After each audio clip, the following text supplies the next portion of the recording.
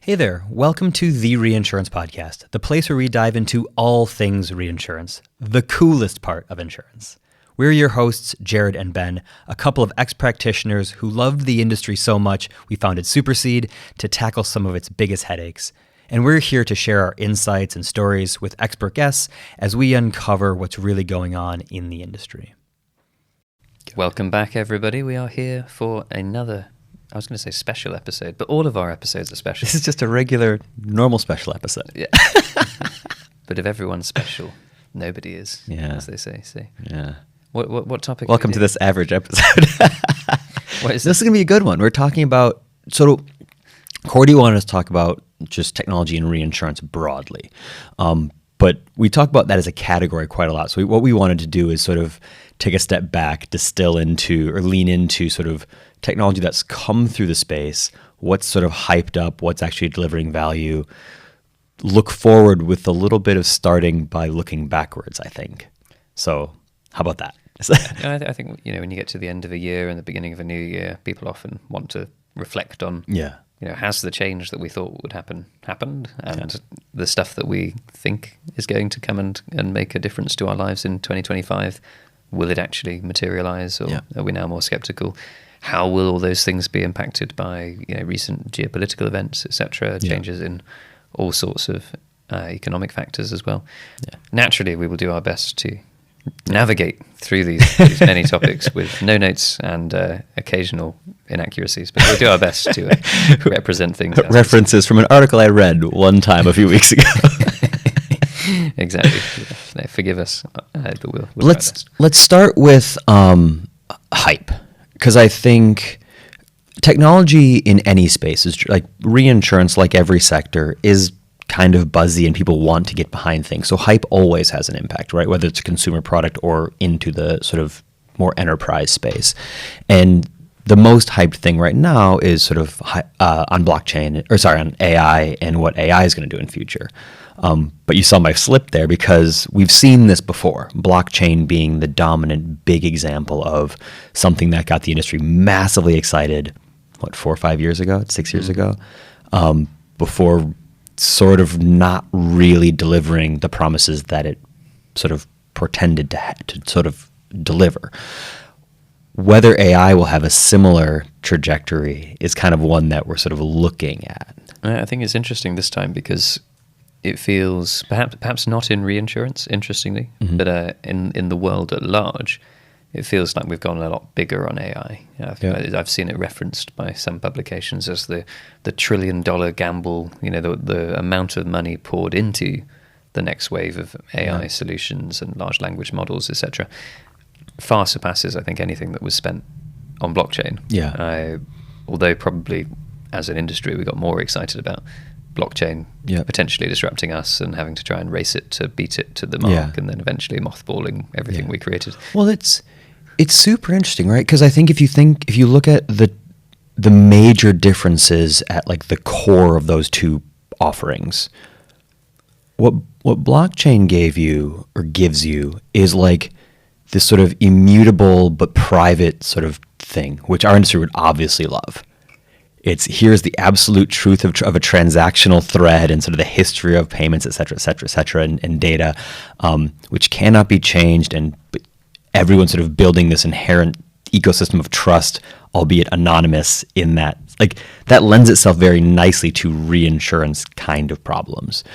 AI, in comparison, is all about like throwing your data with everybody else's data, and it be sort of then the machines look at all of your data, and so like that obviously makes our industry feel super nervous, right? And there's this sort of layer, but the consumer industry, like people, we're very cavalier with our data now. Like we sign up for everything, we always accept all the cookies. We've gotten very comfortable with giving away our data in exchange for free services and this kind of stuff. So our industry leaning into AI to support some of the things is exciting, but when it looks at can we take all of your company's data and plug it into our AI solution, even with sort of proprietary AI models and sort of ecosystems, I think there's a concern around trust that our industry will have in that space. And it's interesting. I know we look at them almost as on the blockchain side, it being, there's a long pause there, wasn't it? Early in the morning. Dramatic, though. Dramatic. Okay. Despite, the world going much bigger on AI than it did in blockchain, arguably, in terms of investment by, the MAGA or the, no, that sounds like Make America Great Again. I was actually thinking Microsoft, Apple, Google, Amazon. Yeah. Are they Gamma or some other, or there's a... Well, they keep changing, right? Exactly, Because they keep changing their names. It's Alphabet and Meta now and all these things. Mama. I don't know what it is anymore. Who knows? Anyway, because of the amount actually invested by those firms, is it odd that the insurance and reinsurance industries aren't doing the same despite that? But perhaps it's not despite. Perhaps it's because, these are predominantly organizations in the insurance industry that are heavy users of Microsoft, for example, as their main provider of most of their core software. So unlike in the case of blockchain, where it was like, there's this hammer looking for a nail and our nail looks like the most suitable nail. We better do something with this because nobody else is, or otherwise if somebody does, it might replace us entirely. In the AI case, it's more like, the company is investing the most globally in this new technology are our core vendors. Yeah. Like our software providers, our suppliers. And therefore, actually, the world should stay kind of the same, but the service we get from Microsoft should be better. Yeah. Basically. Well, you raise a really interesting thing that I've not considered before, but it's who's driving this technology forward. Like if you were to say who built the blockchain. Satoshi. But you have like the Bitcoin company, but then it was sort of like there was some frameworks and you'd have different like blockchain tools and you had things like RI3K, which not RI3K, what was no, that was the insurance one. There's a couple like core like platform solutions that sort of existed. There's like two major, God, our listeners are rinsing us. There's like two like blockchain formats you could sort of, do you remember this? Long. This is so long ago. I was talking like 5-6 years ago. Ethereum? Corda being one. Corda's one for sure. Yeah. But like Corda being one that was sort of backed by some of the big. And then the R3 one. Yeah, R3 Corda. Yeah. Okay. So the major banks were like. These notes. Maybe we should start taking notes. No, we don't have time for that. We've got other stuff to do. Yeah, many people don't realize that this is very much a side project. We do have a tech company to run most of the time. Exactly. But when you think about who drove the development of Corda as like a framework for blockchain, it was like the big banks. Okay, big banks have money and they want to push a standard forward, and they kind of built collaborations of like, the major banks will do that collectively and we'll get blockchain to become a thing. But the willingness for banks to invest versus the willingness for Google and Meta and Amazon to like is an order of magnitude different. You're talking about 4 or 5 companies, 6 companies that have $1 trillion valuations who see the future of their own businesses being reliant upon this new technology versus banks who make a lot of money as it is. None of them are $1 trillion organizations, big businesses though for sure. And kind of going, this might be helpful for our business. And so you can see the push and the aggression towards making this thing new. I think if Google and Meta saw the future of their business being reliant on blockchain, I think you'd have seen that technology go forward. So I almost think it's like a driver of who's the mover there. I think you're right to highlight as well the scale differences. So you look at these classic analyses of the shortening lifespan of companies in the S&P 100 or whatever market or exchange you want to look at, or lists of largest companies. That tenure has become much shorter in recent terms because of very rapid shifts in technology and changing behaviors of all sorts around the world. And meaning that almost in addition to the old adage, the bigger they are, the harder they fall. The bigger they are, the bigger they need to bet, I guess, on what's going to come next. So you see, the biggest firms are the ones who can afford to, experimentally run after moonshots on one hand, but equally who question whether they can afford not to invest and join the race for AI at this point, but previously we've seen them all get involved in things like autonomous vehicles and VR, and you've got to have a touch point on those spaces if you want to remain relevant, just in case the entire world, which you're kind of a tracker of, with your business, changes substantially. Yeah. Well, so if we then, with that as a high level context and background, you look at the future of how our industry will react. I don't think you're going to see us lean into AI in the same way that other sectors do, right? Even if those other sectors do, though, interestingly, like a lot of people are quite worried about the relative investment that's been required and is set to continue to be required, and the efficiency of AI when it comes to actual cost going forward. So whilst what has been achieved is incredible, and there continue to be some amazing opportunities emerging on the horizon. They start to look into medical research possibilities, drug development, all sorts of exciting things. The cost of improving AI models has reached a point where actually pumping more money in doesn't actually make your large language model that much better than your competitors, sort of thing. So it's like the diminishing returns starts to set in, and people are wondering, okay, how much more should we dump into this? The availability of new data to train the models with is continuing to decrease. They're starting to look at, do we have to go find textbooks to sort of feed in to train them going forwards? And then on top of that, the cost of running each transaction doesn't actually tend to bring enough in the form of tangible productivity gain or otherwise that somebody at the customer end is actually willing to pay. Like most businesses function happily as they are at the moment. Again, who knows what will come and whether a new competitor in any given sector will make it more difficult to carry on the old way. But this is to the point where surveyed, I think it's something like a fifth of IT firms that are using AI and in a meaningful way. Similarly, the largest number of subscriptions for ChatGPT are actually consumer rather than commercial at the moment. They make more revenue from selling to individuals who want to use it as kind of like a fun alternative search engine or poetry generator or whatever else than actual commercialized use cases.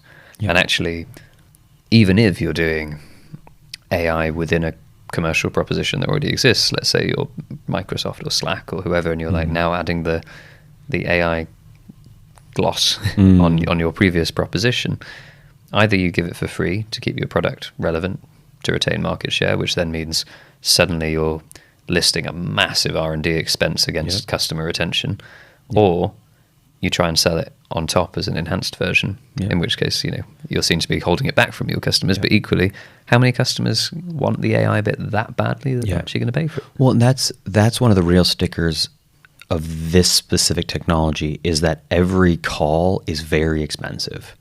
So you're right. If you have it where you want to embed like, oh, here's a new thing that you can do, and you can plug this AI search or summary tool or whatever into our product, every single time someone uses that, like you're getting dinged with this like $2 or $3 into that cost. And you're totally right, where if we want to give it away, are we going to ratchet up the cost? And I'm looking at, even our business like ours, we have a bunch of tools and things that we use. What is our appetite to spend exponentially more on all of them so we get little and that's the way these companies are looking at it, going, it can be helpful, it can be fun, but the cost of it is still so high. Maybe that will come down. Maybe there'll be something we'll unlock with other forms of technology where the cost of AI reduces down to pennies on a transaction versus full dollars or more. But that might be a hurdle we have to clear. But I think there's also the sort of ethical consideration as well for both the blockchain and the AI use cases. If you look at them even in the most popular forms, so forget blockchain, the technology, and just focus on cryptocurrencies, which we've seen a massive rally of Bitcoin and other cryptocurrencies as a result of the recent US elections. Apparently Russia is launching a state cryptocurrency of sorts, or digital currency is now from their state bank. All sorts of kind of movements to push digital currencies. Both AI and those cryptocurrencies require an incredible amount of energy to be able to be run, which typically isn't coming from renewable sources. Literally, in order to mine these currencies or to feed these and train and call these large language models, we are like, I don't want to say wasting, but kind of using a lot more energy in a world that's got not that much energy resource to go around to make something like ever so slightly better or maybe a tiny bit entertaining, but without, as you said, a really tangible customer use case. It's like maybe we can get them to pay it, and maybe we can get them to ignore the fact that what they're doing is contributing to a bit more of a worsening of the energy crisis around the world. So not a great sales pitch in some ways. So we'll see if 2025 will be the year of reckoning for AI or not. Well, yeah, and you referenced the sort of shift in moment that cryptos are going to have, and I think that's right. I think the sort of the Trump presidency, or the forthcoming Trump presidency, will likely push for deregulation in some of those camps and more support of different cryptos, and I think you'll see a rise in that. And that might unlock a ton of really interesting business opportunities and consumer opportunities. But again, if we look at it from the reinsurance lens, that is going to be very slow to move anything into our space, right? Insurance companies are huge regulated businesses that take their payment from customers mostly in fiat currencies. They then pay the regulators and do all these things. Like however big crypto could get in the next several years, will have I wouldn't even say nominal impact. I might have zero impact whatsoever. Besides the introduction of maybe some new crypto asset insurance products and these types of things, but in terms of the direct impact on reinsurance, it has to be next to zero. It's interesting to imagine, actually thinking about it, whether, because you have a conflict of markets, I guess, here, where let's say you have some kind of liability in cryptocurrency, which could be the volatility of the currency itself, it could be storage of the cryptocurrency, it could be all sorts of things. Do you attempt to transfer the risk into a fiat currency? Means in which case you've got a exchange rate equivalent kind of risk, where it's like, well, how do we know the value of what's that risk if it's fluctuating all over the place? So you might argue in some cases it would actually make sense for a crypto insurance market to emerge in parallel to the fiat market, so that you pay out claims in crypto. So it's like, oh, you lost access to your crypto and you paid your premiums in crypto, and therefore we're going to pay your claims in crypto as well. And then it means that if you lost 100 Bitcoin and we pay you out 100 Bitcoin, the fluctuation doesn't matter. But then there might be no translation between the two worlds, which would be quite interesting to see. I would like to see that happen, because I think it would be very. We've just designed a new startup. Because I think it'd be a very interesting universe, right? But you're right. Insurance companies have, and I think call it altcoin. Altcoin. Allcoin. I don't know why I called it all, because it's all in coin, all in crypto. No regular I mean, it would be very cool if you had an insurance company that all they did was accept these three crypto currencies, and they would pay you out, and you buy a product in that currency, and it would pay you out in that same currency. We continue to rip off American but how companies. Guycoin. Altcoin, Guycoin, Statecoin.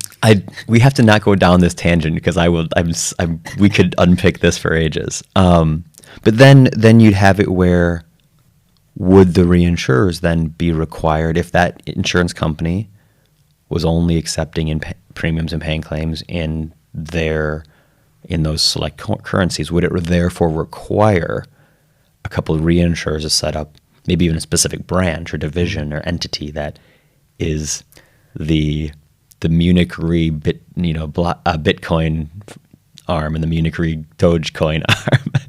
I don't know. Because it's interesting, isn't it? Because if your capital at risk was only your Bitcoin, then you could commit that as your capital. And then also, one of the other things that has underpinned the success of this industry since its own origins has been investment return. And the ability to collect monies from the policyholder in advance, hold it, and earn investment return on that, and then in order to repay it later on. So holding lots of crypto at this point in time, collecting lots of crypto in a year when it's expected to appreciate. It's not a terrible thing from an investment point of view. But it'd be an interesting one, because it would require someone like Munich Re to go in and just procure like Just go buy $1 some. billion in Bitcoin. Why not? It'd be interesting. I'm not. You know, all of need to agree. So I have no sort of obligation to say whether that's a good or a bad decision. But like somebody could. Yeah. And just, I mean, yeah, I don't know whether the regulation currently prohibits it, perhaps. But This would be such an interesting one. So, but we've digressed massively. We need to get to the eventual point of this episode, which was what's actually going to affect the reinsurance industry in 2025 technology-wise. So what do we see as the main players, the main activity? So if you think about where reinsurance technology is actually going to go, it's going to be looking at solutions that solve real current problems, not like technology that's looking for problems to solve or pretending there's problems that need solving. And I think this is where you're seeing this massive spike in interest for firms like ours, is that it's like, oh, we have these just primary business use case challenges around doing our data better and making sure that's accurate and clean, making sure that our partners can see data from us consistently and accurately, making sure we can see all the information from deals in one place and have that information structured. Like that's where people find value, and it's more impactful to those organizations and the businesses that they run. And you said something there. You said for businesses like ours, just for the benefit of new listeners, as I realize we've recently entered the sort of 6 figures worth of downloads. What is our business? So that is Supercede, right? This is a reinsurance technology business. When we started this organization, this business, we looked at reinsurance specifically needing technology solutions for that space, and we always looked at it from like, what are the real pain points that practitioners have, not like frilly, like, ooh, wouldn't it be cool if they could get a GPT summary of all the, like, no, they like when you talk to practitioners about like what they do day to day, what are the pain points that they face? And maybe we'll do some frilly, silly, fun things in future where you can get, tell me about this risk in a poem, right? Describe my risk as Dawkins would have. Or work out what the structure should look like in Bitcoin. Yeah, exactly. We'll get there. Yeah. So that's, I think, where you're going to see where our industry is going to go. And off the back of that, you're going to see structured, clean, organized data, and then people building ways, whether they use AI or not is their prerogative, but will use ways to ingest lots and lots of structured data that articulate the risks that they have on their balance sheet or in their portfolios, and derive insights from them that will help them make business decisions, right? So that's that primary thing that you're seeing in our industry. The other thing that you're seeing a little bit more is a real sense of single source of truth, especially for insurance companies. So many insurance companies have like lots of systems around the world where their data all sits for different geographies, whatever it might be, and a real awareness that that's very difficult to run a worldwide organization when like none of your data looks the same. Again, we help sort of simplify that and provide a single source of truth when you put the data through something like Supercede. Like you'll see more of those things going, well, how do we even use things like AI on our own data if all the data looks differently and there's no source of like where it all is accurate? And so I think those are the first steps that our industry is going to lean into, and that's what you'll see, I think, in 2025 and 2026. For sure. And hesitantly, I must draw this episode to a close because we are out of time and we are at the end of our studio slot. But it has been a pleasure, and I look forward to continuing this conversation with you into 2025 and seeing where the reinsurance market does indeed go when it comes to all things data and technology. Looking forward to it. Thanks, everybody.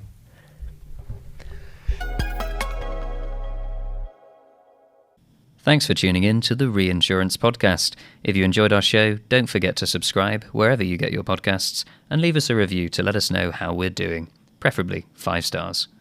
For more insights and updates, follow us on LinkedIn and visit our website at supercede.com/podcasts.